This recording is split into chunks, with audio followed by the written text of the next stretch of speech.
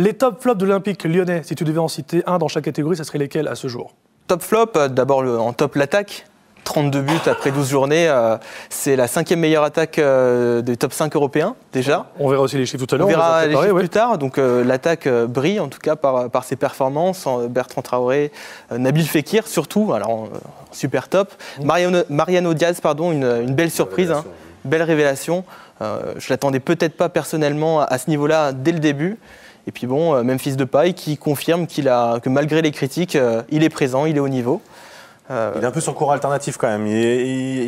Ça va mieux. Il est aussi entre le bon et le moins bon. Enfin, il est capable de faire des vrais exploits et de marquer les esprits, mais il est capable aussi de disparaître. C'est ça qui est un peu agaçant avec Memphis Depay. J'ai une question, Razik, je m'adresse aux journalistes. On va enfin terminer là-dessus. Mariano, est-ce qu'il y a une clause ou pas dans son contrat? Est-ce qu'il est au Real? Est-ce qu'il reste à l'OL? Non. Bien évidemment que du côté du Real, les dirigeants du Real, on regarde forcément les performances de Mariano. Ouais. Il n'y a aucune clause, et c'est Jean-Michel Aulas, c'est l'Olympique Lyonnais qui décide s'il souhaite, comme tout autre joueur, le vendre ou pas au Real Madrid. Mais il n'y a aucune clause qui existe entre l'Olympique Lyonnais et Real Madrid. Il y a un pourcentage à la revente, je crois, mais on est bien d'accord qu'il n'y a aucune clause. Aucune clause, donc c'est pour ça que bien évidemment les médias espagnols, et c'est normal, évoquent les bonnes performances de Mariano. Ça attire la convoitise, ça le met en lumière, ça le fait briller. Qui souhaite en plus jouer avec l'équipe nationale. Il souhaite jouer avec l'équipe nationale espagnole.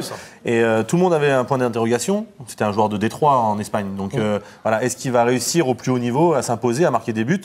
C'est pas tout de faire partie de l'effectif du Real de Madrid, il faut aussi prouver sur le terrain en jouant. Et force est de constater qu'il y arrive et de fort belle manière. Avec le hashtag TKRECDG, vous aussi, vous trouvez des tops, des flops dans l'effectif de l'Olympique Lyonnais, vous nous le dites. Une question, est-ce qu'il y a un flop qui est devenu un top ou un top qui est devenu un flop depuis le début de la saison? Gauthier, t'as vu? Il a travaillé là. Gauthier, pour commencer, du coup. En défense, on voit que ça s'améliore en tout cas. Oui. Il y a eu des rencontres, je pense notamment contre Bordeaux, contre Dijon. On a senti qu'il y avait un peu de laisser-aller derrière. On voit sur les derniers résultats que l'OL se rassure défensivement. Ils encaissent moins de buts. Ça, c'est positif. Je ne vais pas citer de nom en particulier. Oui, c'est juste la tendance. Mais en tout cas, la défense, elle semblait se chercher au début. Elle a été largement renouvelée pendant l'intersaison. Mais je pense qu'ils commencent à bien se trouver, bien jouer ensemble. Ouais, je mettrais un petit bémol sur la défense quand même. Moi, je trouve que c'est pas encore l'assurance tout risque. Bien sûr. Mais encore certains matchs, et on l'a vu à Saint-Étienne, à Geoffroy Guichard. Si on devait noter une amélioration. Les 3 premières minutes. Ah oui, non, c'est sûr.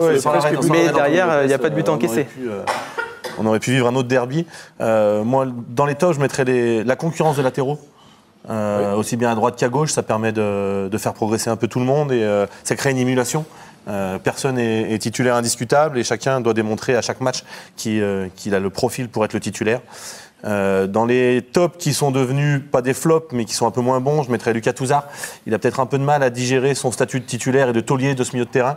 Là, il est bien aidé parce qu'il y a Oussem Aouar qui... Non, mais j'ai pas dit que c'était un flop. Hein. Non, mais il revient, je trouve. Il revient, moi. Il revient, mais voilà, il n'est pas au niveau qu'on l'a vu l'année dernière, en fait. Voilà. Après, il est bien aidé aujourd'hui par Oussem Aouar ou par Ndombele quand c'est lui. Il est jeune aussi, Non, mais c'est pour ça que c'est compliqué. Mais voilà, là, il faut assumer un statut de titulaire, ce qui n'est pas évident pour tout le monde. Quand on attend peu de nous, c'est facile de faire des très bonnes performances. Quand il y a la pression, quand il y a une attente autour de nous, à ce moment-là, il y a de la crispation, il y a de la pression, assumer un statut, c'est compliqué, et confirmer, c'est encore plus dur. Moi, j'ai envie d'être positif, de donner 2 tops. Oussem Aouar, forcément, parce que c'est du bonheur lorsque tu vois un tel joueur jouer, s'exprimer sur le terrain. C'est vraiment, quand on aime le foot, on peut qu'aimer ce type de joueur. Et puis Ndombele. Ndombele, pour moi, c'est vraiment une bonne pioche. Et c'est un joueur que d'ici 1 ou 2 ans, à mon avis, qui ira voir ailleurs.